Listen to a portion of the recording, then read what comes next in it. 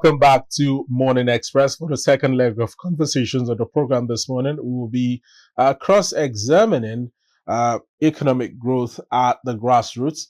Are Nigerians really feeling the dividends of democracy at the grassroots level? Are they benefiting from grassroots politics? To talk more on this from Delta State, Asaba, the capital of Delta State, we have Sir Fidelis Okenmor Tilije, JP, who is a distinguished financial administrator and reformer with over 3 decades of impact in Nigeria's banking and public finance. A first-class graduate of the University of Lagos with further studies at Harvard and Oxford, he has held top executive roles in major banks, chaired the Presidential Bank Merger Committee, and served Delta State as a Commissioner for Finance. Sir Tilije is a celebrated leader of the Ukwuani people of Delta State, devout Christian and champion of development in Delta State. I might also to add that he's currently the Delta State APC leader of Ukwuani. A very good morning to you, Sir Fidelis. Thank you so much for finding the time to join us on the program this morning.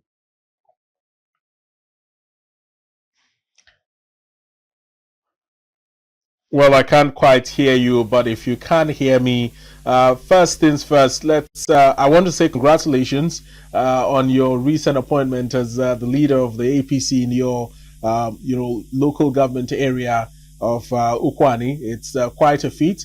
It goes to show that you have been quite dogged with grassroots politics. How did that come for you when that announcement was made?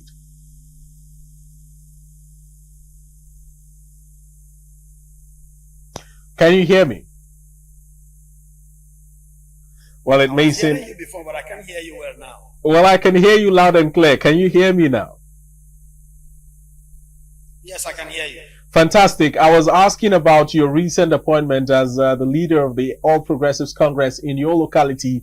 That's quite a very good news, but how did you receive it when the announcement was made?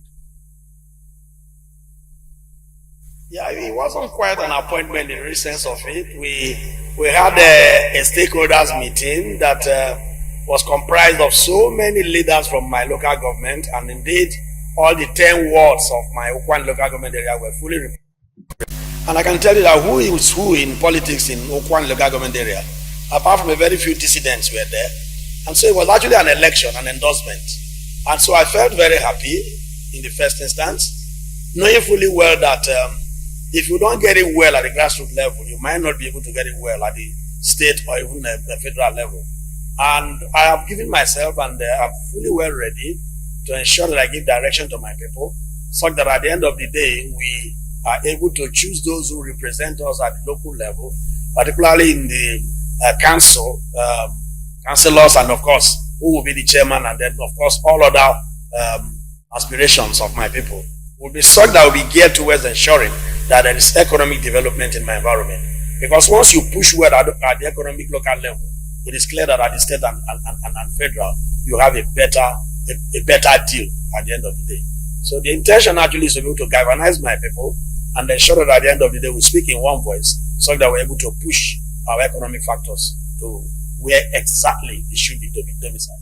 Sir Fidelis, your opening comments sort of mirror the same comments that His Excellency the Governor of Delta State, Right Honorable Sheriff Oborowori had stated when he made the announcement of a statewide defection of a collapse of the entire PDP structure in Delta State into the APC. Now, he mentioned that he wanted to connect Delta State to the federal level, to governance at the federal level, so that it would also trickle down to the grassroots. How has that been since this mass defection from PDP to the APC for your people there in Delta State?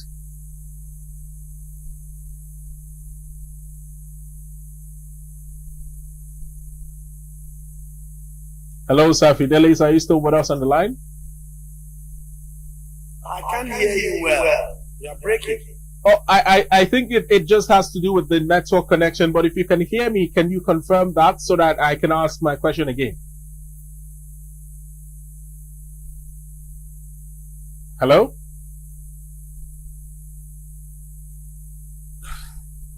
Hello, Sir Fidelis, can you hear me now? Hello?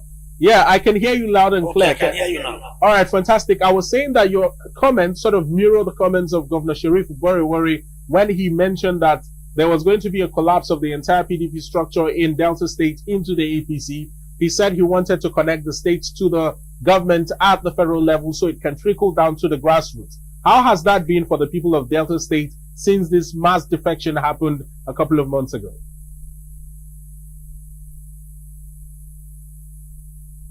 You are breaking again. I didn't hear you at the beginning. You are breaking again. How has the defection to APC from PDP been like for the people of Delta State? Yeah, I can tell you that was indeed a master stroke.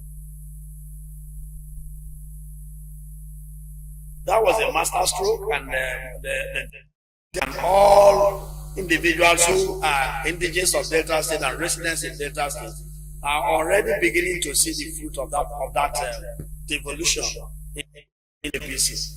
At the point when that movement was being made, people felt that PDP is actually the owner of Delta State. But come the 28th of April this year, it was clear that Delta State has moved on completely from PDP to APC. I recall very well that before that devolution happened, or rather merger happened, you could hear people from PDP every second threatening, I'm going to APC, I want to go and join APC. But since after that act of 28 April 2025, when His Excellency Elder Sheriff Francis Orokwuani moved all of us from PDP to APC, we have known peace. We have known peace. And I can tell you that the peace that has within the state is of immense capacity. And I believe so much that now the issue of grumbling, the issue of jumping ship is no longer there. So that means also too that His Excellency Elder Sheriff Oborowori have more ample opportunity of peace to carry on the development that started very well. He has done so well in terms of governance, whether it's political, whether it's social, whether it's economic, whether it's infrastructural development. He has done exceedingly very well. At the beginning, it wasn't that particularly easy, because you'll recall that immediately after the takeover of the Tinubu administration, the oil subsidy was removed, and therefore the inflationary rate in the country went so very high, and therefore it became so difficult to continue with the contracts that were given earlier on by the state. So a lot of review had to be done, and I can tell you that he was painstaking in taking those decisions. I am very envious of him, because I didn't, at the particular beginning, thought that he would be extremely doing what he is doing now. He has been able to master Delta State. He knows where the needs are, and he knows how to actually ensure Deltans are happy. And that's why the peace in Delta knows no bound today. Sir Fidelis, your last comment, the peace in Delta knows no bounds today. Earlier, when you were speaking, you also mentioned that there has been relative peace in Delta State. We have seen reports on social media in recent times of, a spate of kidnapping activities, or should I use the term insecurity, in Delta State that has affected mostly, high-ranking individuals in the state, businessmen, politicians being kidnapped. How has that been of late? And what do you think the administration of Governor Sir Sharif is doing to curb some of these excesses of, bad elements within the state, denting the image of Delta? Yeah, there will always be skirmishes of. There will always be skirmishes of troubleshooting in some areas, as the case might be. You can never have it 100%, but I can tell you that with the structures that have been put together by His Excellency, in line and in accordance with the security relationship between the government and the security heads, a lot has been done in terms of ensuring that there is maximum peace in Delta State. And this is very vivid, because if you come and see the economic growth in Delta State, you will actually be shocked. So I know, and I can ascertain, and I can confirm that Delta State is one of the most peaceful states in this country today. Well, interesting that you have also confirmed the statement about Delta being peaceful. Now let's get back to the economic growth and grassroots leadership. How has it been like, you know, at the grassroots level? How was it received by the people of Delta State? Mind you, what happened on the 28th of April 2025 was a decision that was taken, you know, at the state level of the party. Now, were individuals at the grassroots also carried along, or did it just come by as a surprise to them, in your own opinion, Sir Fidelis? Yeah, a very extensive consultation was done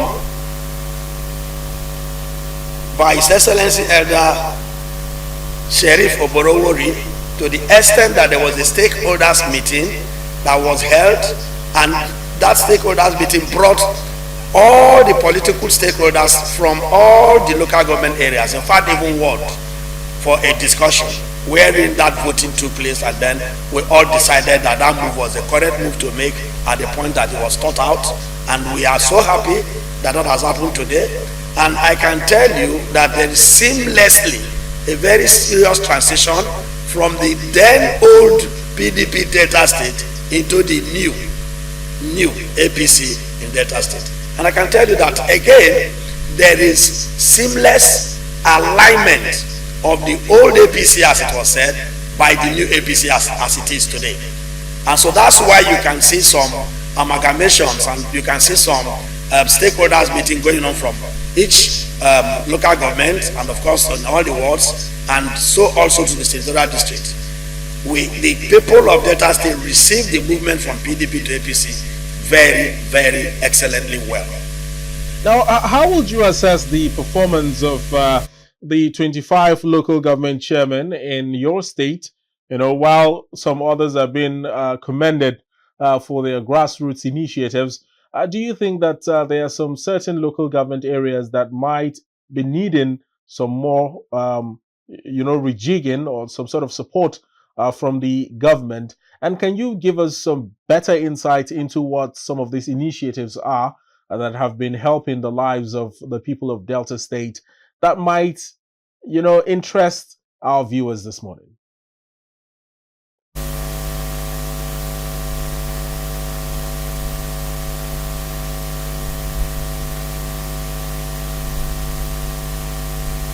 Yeah, now the truth is that the 25 local government areas of Delta State are on the offspring of development. It is also true that based on the removal of the subsidies at the national level, that more funds are actually now at the disposal of the local government in Delta State as it is across the country. I can tell you very well, because I'm part of this government and I've been part of Delta State governance for quite some time now, that we practice clear separation of powers in Delta State. We have devolved completely the responsibility of local government funding to the local government chairman and its councillors. And I can also tell you that if you come and visit the local government areas today, you will be shocked at certain developments that are going on. Indeed, in my own local government area, the chairman actually just concluded tarring of a 500-meter road in Obiaro. It has never happened before. They are now able to build hospitals, cottages as the case might be, and the improvement of infrastructural development comparably between when this devolution took place and now can actually be seen if you find time to visit Delta State in the nooks and corners of the local government areas. For my local government area, which I am very, very well aware of, development is going on, infrastructural development is going on. All the roads are now being paved at the intra-village or city levels, and in fact across the communities. That is the truth, and what you're seeing now is the network of roads area today enables farmers to be able to move their wares from the areas of cultivation to the market. I do know that there is some element of insecurity with respect to the issue of but the state government, in line with the security agencies, are doing very, very well to create a better, peaceful atmosphere for farmers to actually go to farm and then bring in their products. So far, I can tell you that they have been upswing in terms of economic development at the local levels. Now, Sir Fidelis, let's talk about your local government area of Ukwuani. What do you think the development there has been like, particularly from your own part as a top leader of the APC in your locality? What have you been doing to ensure that your people feel the dividends of democracy at the grassroots? Maybe beyond even just roads, but human capital development. Do you care to let us in on that?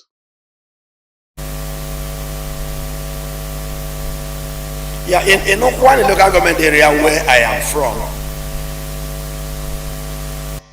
clear that there have been reasonable human capital development in the environment. I know that the executive chairman of the local government, Barrister Possible Ajede, is taking this very seriously, and a lot of empowerment has actually been done, and people are now brought in now into full vein of trading, and of course doing exactly put food on the table of their family. The young man is doing very well, and then of course supported by some leaders, including myself. I know that I actually do empowerment virtually on a monthly basis, trying to ensure that my people actually live above board, particularly taking cognizance of the fact that the economy in terms of that is actually extremely very hard now. We understand that, and so we are doing the best that we can. In terms of infrastructural development, like I said earlier on, we have connect one community to the other, and so we are actually good to go. And all we needed to do now is to improve on the peace that we're enjoying in the local government, because without peace, actually, at the end of the day, you cannot witness economic development. And what sort of empowerment is to ensure that we carry ourselves along in peace, in unity, to ensure that we actually gain the dividends of democracy within the local government, and of course from back to the local government. What sort of empowerment do you do, almost on a monthly basis? Are we looking at short-term empowerment of maybe women and youth within the community, or is it a long-term sort of empowerment? Because the statement was a little bit vague. If you could give us better insight into that, it would help us with the conversation.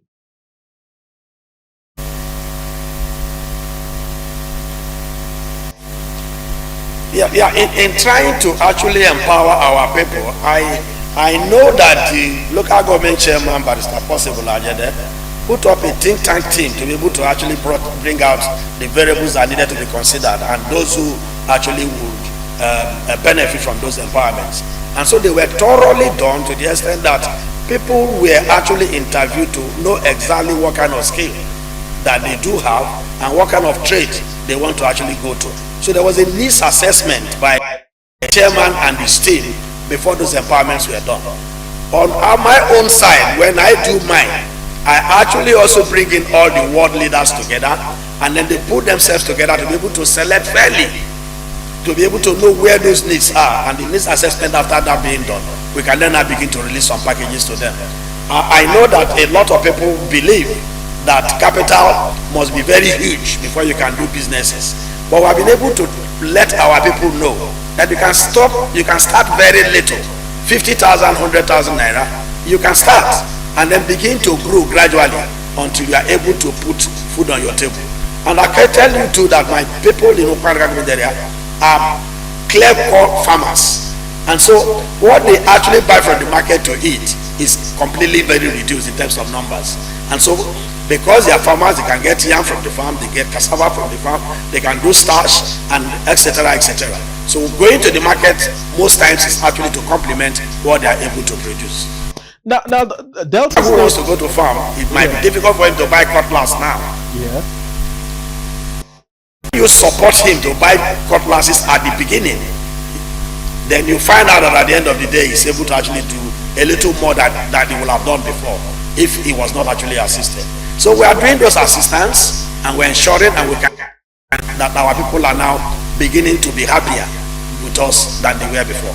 Delta State is one of the richest states in Nigeria, one of the biggest oil producing states in the country. Now, there have been arguments that the state's main source of income has always been oil, and that there's been very little to no diversification of revenue generation within the state. But you just mentioned that most individuals within your locality or your local government area of Ukwuani are farmers. And I believe this also goes to other local government areas within the state out of the 26 or 25 local government areas. Is there anything that the state government is doing in line with diversification of the economy in Delta State to ensure that beyond oil, the purse of Delta State does not run dry? Yeah, first I need to commend His Excellency Elder Sheriff Oborowo for making sure that the funds that actually hit the state, both from fact receipts and those that are internally generated, are very well put to use. I can tell you for sure that he does not joke with value for money audit at all levels of contracts that are being given out to contractors. I do know, and I can confirm and let you also very well informed, that we have not, under his tutelage, under his governance, borrowed a kobo to do any business transaction that we are doing currently.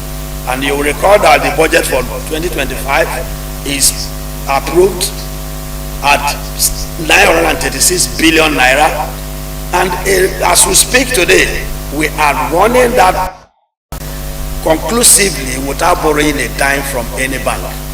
We are managing whatever comes from Abuja and whatever internal revenue that we have been able to generate over a period of time. I can also tell you that the IROS in Delta State is doing very well, because you recall, and I can inform you, in 2023, we were able to do 78 billion, but last year we did 100 billion as internally generated in Delta. That was made possible of the style of governance of the Sheriff Oborowo, and of course ensuring that everything was done to ensure that all the nooks and crannies, all the people of Delta State are carried along to be able to maintain the peace that we have now, which we have.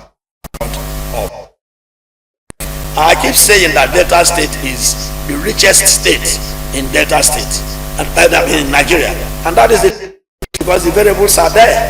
If we are able to run governance of Delta State for 2 whole years without borrowing money from any bank, from any individual, it tells you that Delta State is very solid, and I can say that Delta State remains the richest in Nigeria.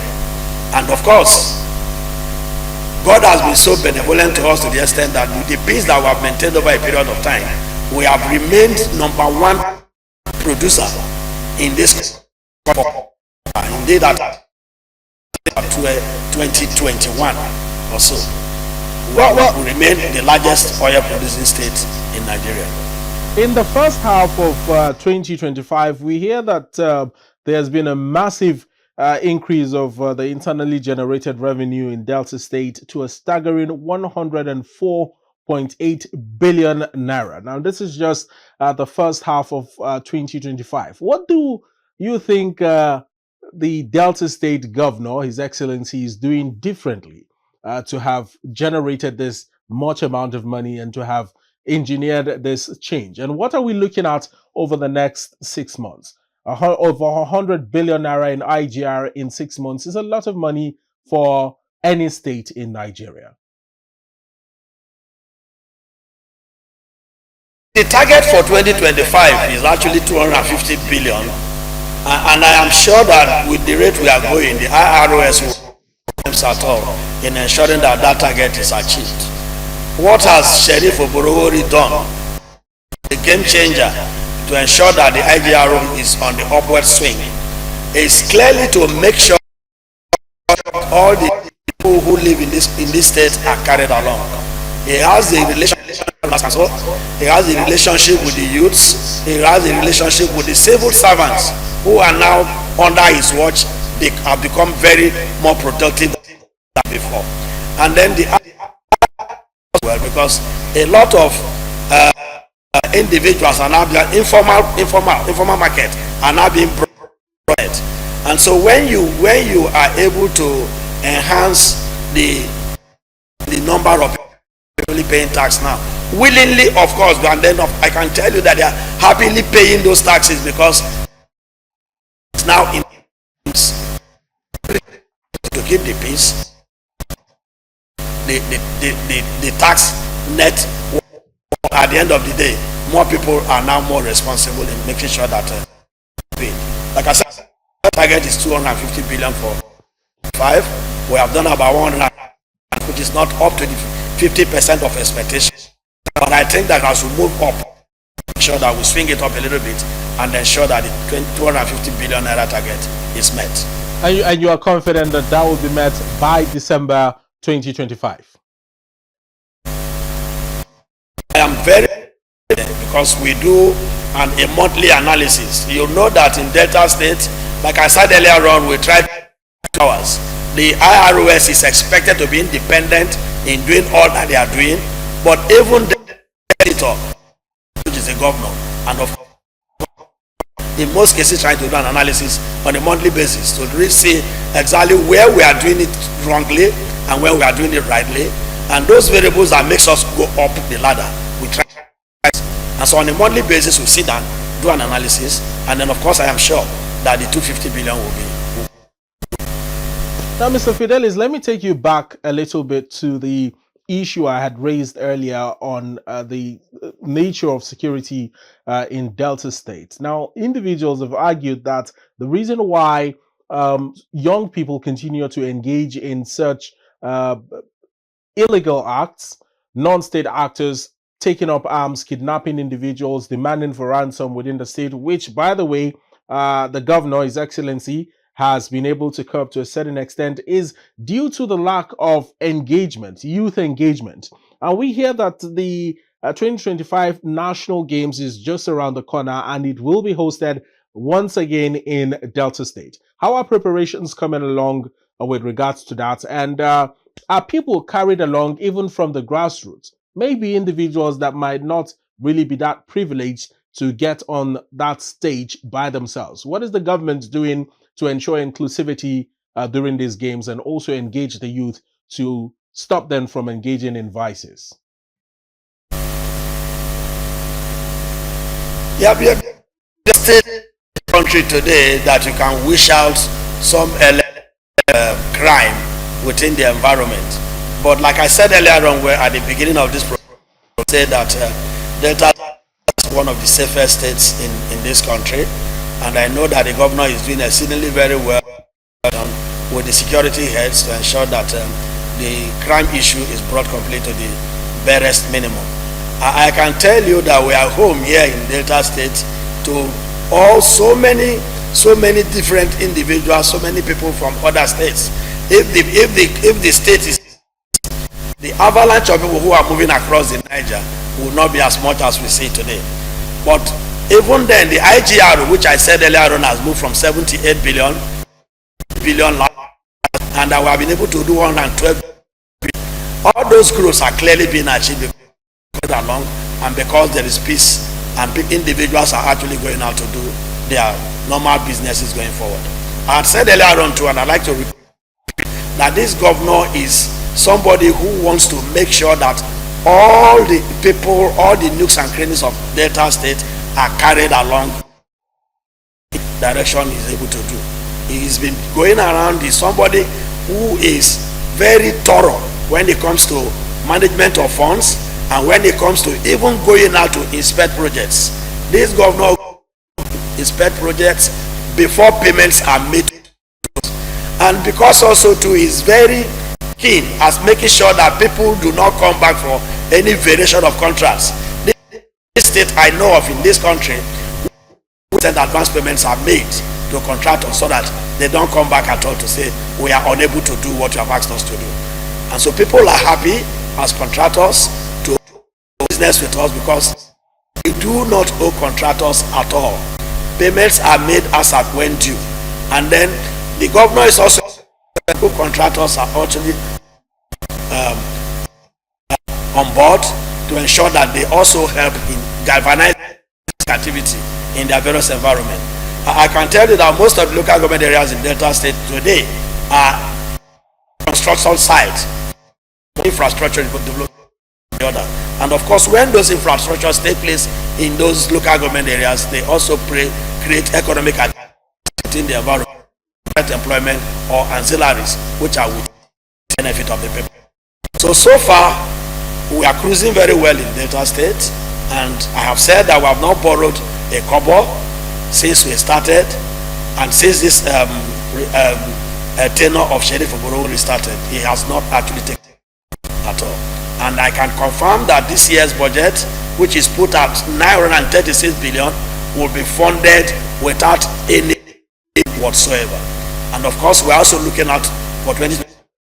I'm sure we are able to have a fit going towards that point. If you meet your budgetary responsibilities on an annual basis, on a monthly basis, the tendency is that those economic transactions that are going on improves on the GDP of the state. So far so good. We are doing very well. Well, you have laid out a very beautiful point, Sir Fidelis. However, you have not touched on my question concerning the younger demographic, the youth of Delta State. How are they feeling the impact of the good governance of Governor Sir Sharif, and also the grassroots politics that we were earlier talking about? You remember I had mentioned the games that will be held, the National Youth Games that will be held in Asaba. Are the youth being carried along in the governance of Delta State? Yeah, clearly there's no government that can do without the youths. So there are a lot of intervention that brings the youths closer to governance. And of course, with respect to sports, you know that Delta State is the most vibrant sporty state in Nigeria today. And so of course it shows that at any point in time when we go for national we have always remained on top, number one, all the years. We will also do the same thing this year, and because we have experience in managing sports activities in Delta State, the one for 2025 is not going to be an exception. There is space that has been created, there are sporting facilities that are available. Clearly the youths are very anxious, waiting for those games, and as usual they will be excellently organized.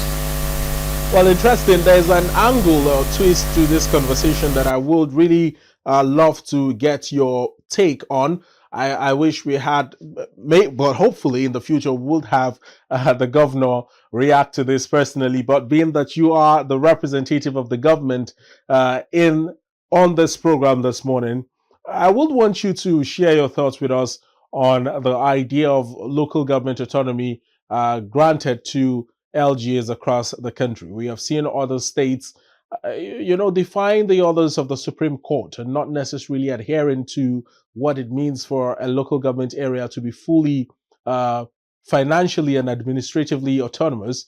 How is it like in Delta State? Is the governor given this local government chairman the autonomy that the Supreme Court has granted them?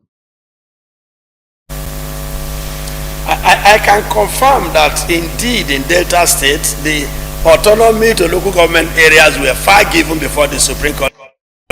I know fully well, because I was also part of the Okowa administration, that autonomy was granted to local government areas.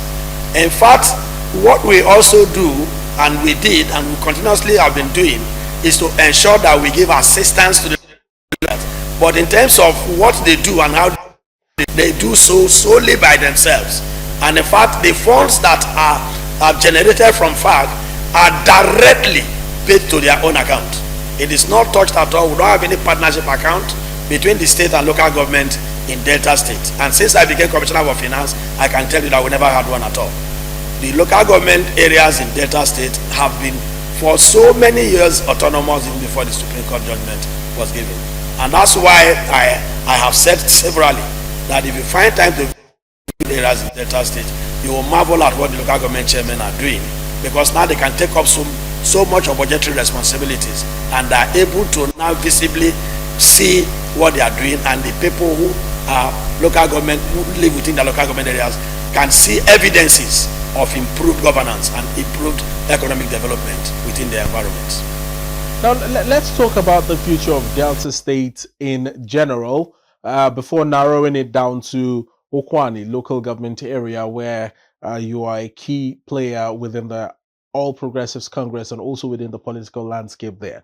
What does the future hold for Delta State? Already within the last couple of months, about 4 months of this mass defection from PDP to the APC, we have seen Delta jump from a good performing state to one of, if not the best performing states in the country. But what does the future hold? And what should Nigerians, particularly indigents or residents of Delta State, be looking out for in the future?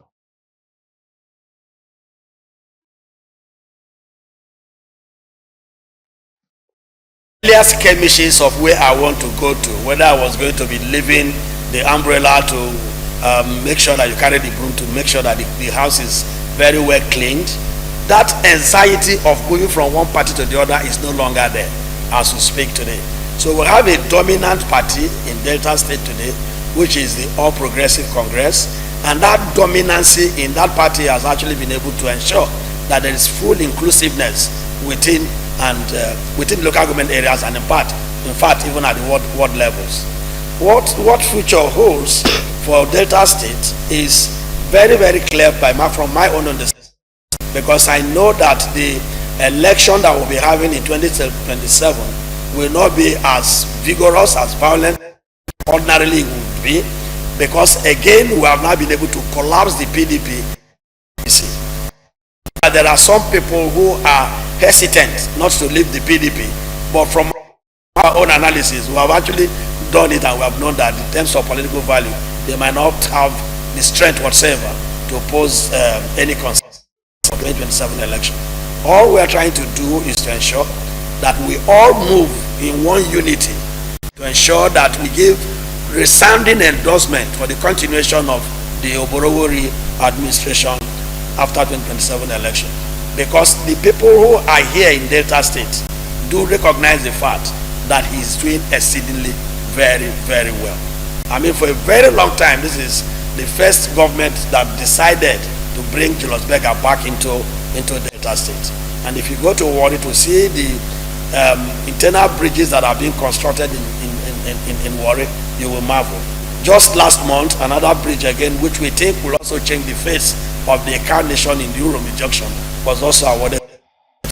I believe the infrastructural development that is now being put together by the Oboro for itself during the 2027 election, and I do not see whatsoever reason that will make it, because the construction sites is virtually in all the nooks and crannies of Delta State, and the of road that is now being built, the quality of infrastructure that is now being built, be it hospital, be it university that is now growing up in the but this state is God's own state in the sense of it, and this country that can of 4 different universities, and they run without any crisis whatsoever, and that's of course benefits the youths, because it means that the youths get into the university, they can plan their educational timetable and know when they will also be looking for a job.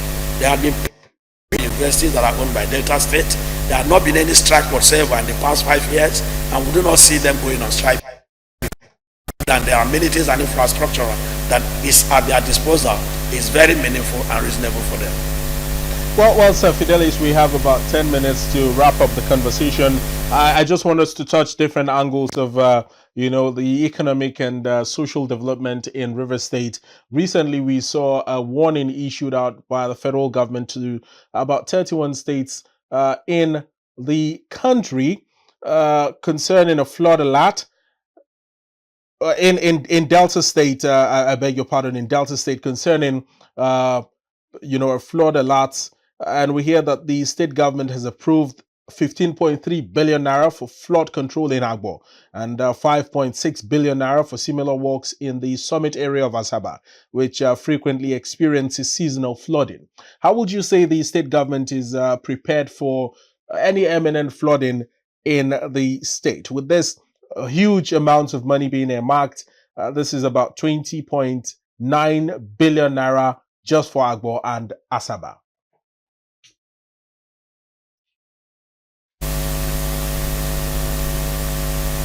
Yeah, the quantum of approvals in terms of funding that has been approved will enable you know that the state government is doing everything humanly possible to ensure that the problems of flooding in Delta State as significant as it used to be. And then with all those funds that have been approved, the state governor has ensured too that cleaned, and of course all the roads that are now being constructed in Delta State come with drainage system. I'm not going to say that there is crisis in Delta State, but I know that we have experience in trying to ensure that we reduce the quotient of that normally will occur when these flood prone areas are visited. We are doing everything humanly possible, and the people for announcements and information are also making sure that all Deltans, all residents are being put under watch, and they are being told exactly what they needed to do to ensure that the impact of the flood will not be significant at all. We'll do that, and we'll continue to ensure that the drainages are clear so that there won't be blockages at all that would increase even the flood system. Those who need to be evacuated from their point of residence will also be given assistance, and that's why those significant figures which you just quoted now good. And I think that I wouldn't say we are ready for flood. Nobody will wish it. We know that it's natural, but we are doing everything humanly possible to ensure that the impact is not as negative as it is. Now, concerning the ongoing work on the second Niger Bridge corridor, the state government, in order to support the federal government's effort, we hear has approved about 10 billion naira for compensation to landowners along the 17.5 kilometer stretch connecting the Asaba, Onitsha, and Benin Expressway. Can you confirm that some of these individuals who have been made to leave their ancestral homes have, actively taken part of this compensation of about 10 billion naira? Is this something that you can confirm from a very strong standpoint? Yeah, I can actually confirm the state government does not play with payments. The moment you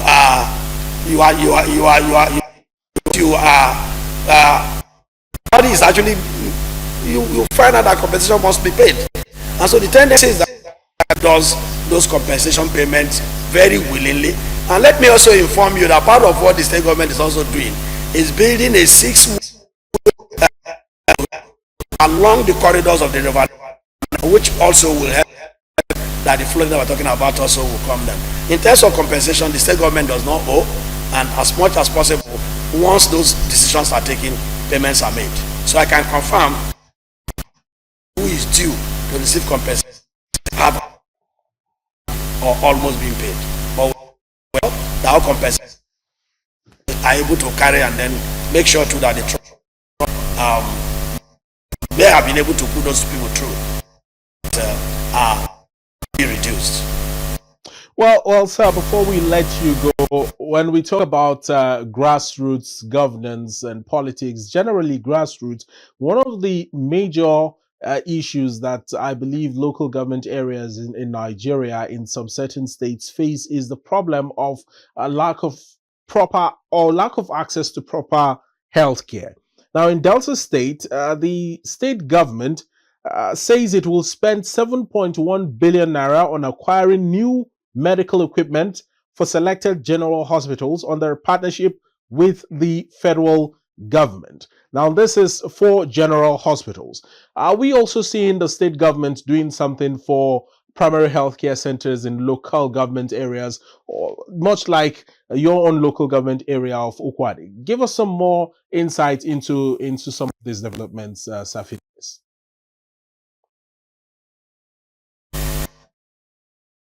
That Delta State was one of those people who actually keyed into health insurance. And so because of the health insurance that is operational in Delta State, the issue of health costs is actually on the minimized side. And I'm sure you're also aware that up till now, we stay health for up to 5 years. And of course, those people, the case might be. And we are trying to encourage so that a private into the insurance scheme so that we'll be able to immediate hard burden of actually producing funding immediately when you are sick.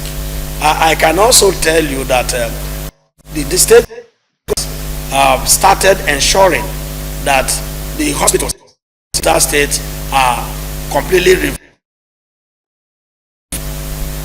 such that at least the environment is actually made conducive. When you also talk about cleanliness, you talk about improved health within the environment. Going out to now reposition the hospitals, ensure that people who are posted to their normal positions are also there at any point in time when they are. I'm sure you are also aware that in that state we work revolving scheme, which makes sure that the fake drugs are reduced to the barest minimum, and which also makes sure that drug is also available in veterinary doctors. And like I said earlier on, the local government chairmen are also keying into this and ensuring that some hospital cottages, clinics that can help in improvement of health is also aligning with the state government's intentions. Well, Sir Fidelis, are you doing anything personally, or do you have any plans of perhaps implementing anything in line with what the local government chairman of Ukwuani local government area is doing to help people at the grassroots in villages and communities that might not have readily available access to quality healthcare service? Being that you, in the last 30 years, you have been in the system, you have been carrying out very dear philanthropic works. Are we still going to see some more? Ukwuani local government area, and I think the benefit of that has actually been very overwhelming. Okay, carry on, please. Did you get my question? Hello, Sir Fidelis, did you get my question? I can't hear you now. I can't hear you now. Okay, I think that the network is breaking, but we have 4 minutes to wrap up. I was asking about your own personal contributions, or even under the umbrella of the APC in Ukwuani local government area, to support what the chairman of the local government area is doing in terms of primary healthcare service delivery to ensure that people who are not so privileged in villages and communities gain access to healthcare. Yeah, okay. Oh, you didn't hear me. I just said that this year alone, I've actually conducted 2 health outreach in Ukwuani local government area, and the result of that is actually very overwhelming. A lot of people came fantastic. In, and they were actually, of course, drugs provided. Some of them also had glasses, and then some of them had some surgical operations, as the case might be, in line with what the chairman of the local government is also doing. We up seriously. In fact, you need to come to my compound when I get to the villages. It's like a mecca of sorts, and then we try to do the best that we can to ensure that the standard of our people. We also help them when it comes to health issues. We also try to empower, to enable them put food on their table. Well, we'll continue to do this because that's the only thing that we actually hold legacy. I mean, I do not belong to the school of thought that you must have so much money and die so that at the end of the day the funds are wasted. We need to do the best that we can here on earth to ensure that we spread whatever riches God has bestowed upon us so that the other people are also happy. And that is the only way you can close your 2 eyes. If your neighbors are happy, your 2 eyes are closed, and so you can sleep. And so you don't actually need to carry all the guns in this world to be able to visit your village when you are doing well within your environment, because the love will be there, and with love you can virtually all hit. All right, your final and concluding thoughts with us here on the program before we let you go, Sir Fidelis. Going forward, what are your words to the people of Delta State, the people of Ukwuani local government area, and indeed what Nigerians should be looking out for from Delta State, this powerhouse of economic and human capital development under the leadership of His Excellency Governor Sheriff? Yeah, we will continuously preach peace, because with peace a lot can happen. We will continuously preach peace, and we will ensure that we also support that peace in everywhere we find ourselves.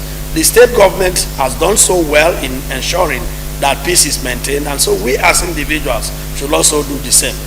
The only way, I keep saying it, that you first of all belong to a community before you belong to a ward, and before you belong to a local government, and then to state and to the country. So the need that we need to do is, as individuals, we must do the best that we can to ensure that our neighbors are happy. We must ensure that we cultivate love among ourselves, so that at the end of the day we'll have the same unity of purpose, the same unity of direction, the same unity of need assessments.